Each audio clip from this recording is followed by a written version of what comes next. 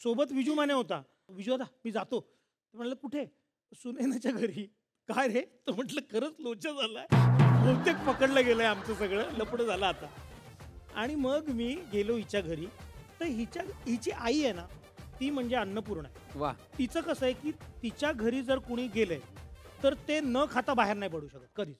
तर तिने काय केलं, ढोकळे, समोसे, खांडवी, जिलबी असं सगळे पदार्थ मागवले. हां, एकीकडे ती चहा करत होती आणि मी जाऊन बसलो. आणि मग पूर्ण वातावरण म्हणजे हिचे अमरीश पुरी समोर बसलेले. आमची पपी काय म्हणते? म्हणलं काय म्हणते? ते म्हणलं काय म्हणते काय? ते कसं सांगणार, काय सांगणार? म्हणलं की हेच ना की तिचं प्रेम आहे.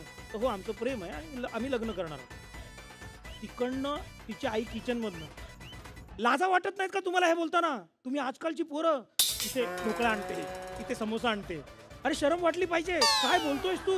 इथे चहा आणते, हे नाही चालणार, तो थंड होईल तो घे.